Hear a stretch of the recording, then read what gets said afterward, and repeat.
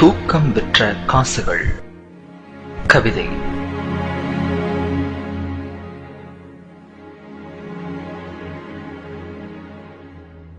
இருப்பவனுக்கோ வந்துவிட ஆசை, வந்தவனுக்கோ சென்றுவிட ஆசை.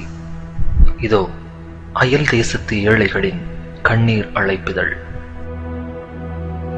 விசாரிப்புகளோடும் விசா அறிப்புகளோடும் வருகின்ற கடிதங்களை நினைத்து நினைத்து பரிதாபப்படத்தான் முடிகிறது. நாங்கள் பூசிக்கொள்ளும் வாசனை திரவியத்தில் வேண்டுமானால் வாசனைகள் இருக்கலாம், ஆனால் வாழ்க்கையில் தூக்கம் விற்ற காசில்தான் துக்கம் அளிக்கின்றோம். ஏக்கம் என்ற நிலையிலேயே இளமை கழிக்கின்றோம்.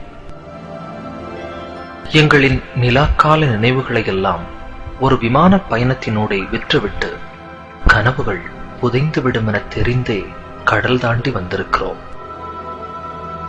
மர உச்சியில் நின்று ஒரு தேன்கூட்டை கலைப்பவன் போல் வார விடுமுறையில்தான் பார்க்க முடிகிறது இயந்திரமில்லாத மனிதர்களை. அம்மாவின் ஸ்பரிசம் தொட்டு எழுந்த நாட்கள் கடந்து விட்டன. இங்கே அலாரத்தின் எரிச்சல் கேட்டு எழும் நாட்கள் கசந்து விட்டன. பழகிய வீதிகள், பழகிய நண்பர்கள், கல்லூரி நாட்கள் தினமும் ஒரு இரவு நேர கனவுக்குள் வந்து வந்து காணாமல் போய்விடுகிறது. நண்பர்களோடு ஆற்றில் விரால் பாய்ச்சல், மாட்டு வண்டி பயணம், நோன்பு நேரத்து கஞ்சி, தெல்கா, பம்பரம், சீட்டு, கோலி என சீசன் விளையாட்டுக்கள். ஒவ்வொரு ஞாயிற்றுக்கிழமையாய் எதிர்பார்த்து விளையாடி மகிழ்ந்த உள்ளூர் உலகக்கோப்பை கிரிக்கெட். இவைகளை நினைத்து பார்க்கும் போதெல்லாம் விசாவும் பாஸ்போர்ட்டும் வந்து விழிகளை நனைத்து விடுகிறது. வீதிகளில் ஒன்றாய் வளர்ந்த நண்பர்களின் திருமணத்தில் மாப்பிள்ளை அலங்காரம், கூடி நின்று கிண்டல் அடித்தல், கல்யாண நேரத்து பரபரப்பு, பழைய சடங்குகள் மறுத்து போராட்டம், பெண் வீட்டார் மதிக்கவில்லை என்று கூறி வரட்டு பிடிவாதங்கள், சாப்பாடு பரிமாறும் நேரம் எனக்கு நிச்சயித்தவளின் ஓரப்பார்வை, மறுவீட்டு சாப்பாட்டில் மணமகளின் ஜன்னல் பார்வை. இவை எதுவுமே கிடைக்காமல் கண்டிப்பாய் வரவேண்டும் என்ற சம்பிரதாய அழைப்புதலுக்காக சங்கடத்தோடு ஒரு தொலைபேசி வாழ்த்தினூடே தொலைந்து விடுகிறது எங்களின் நீண்ட நட்பு. எவ்வளவு சம்பாதித்தும் என்ன, நாங்கள் அயல் தேசத்து ஏழைகள்தான். காற்றிலும் கடிதத்திலும் வருகின்ற சொந்தங்களின், நண்பர்களின் மரணச் செய்திக்கெல்லாம் அரபிக்கடல் மட்டும்தான் ஆறுதல் தருகிறது. ஆம், இதயம் தாண்டி பழகியவர்களெல்லாம் ஒரு கடலை தாண்டிய கண்ணீரிலேயே கரைந்து விடுகிறார்கள்.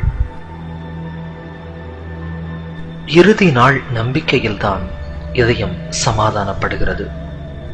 இருப்பையும் இழப்பையும் கணக்கிட்டு பார்த்தால் எஞ்சி நிற்பது இழப்பு மட்டும்தான்.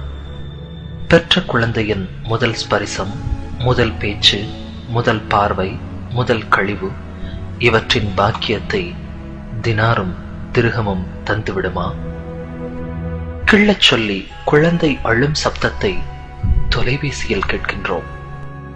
கிள்ளாமலேயே நாங்கள் தொலைவில் அழும் சப்தம் யாருக்கு கேட்குமோ?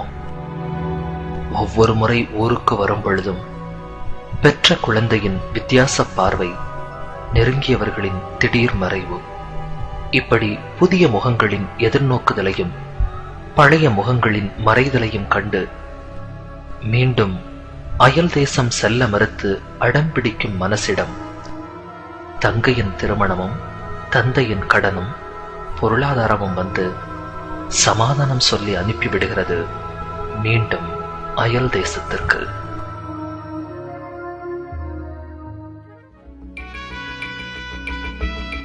தூக்கம் விற்ற காசுகள். கவிதை கேட்டீர்கள். எழுதியவர் துபாயிலிருந்து ரசிகவ் கே ஞானியார். உங்களுக்கு அதை வாசித்தளித்தவர் சிங்கப்பூரிலிருந்து சதகத்துல்லா.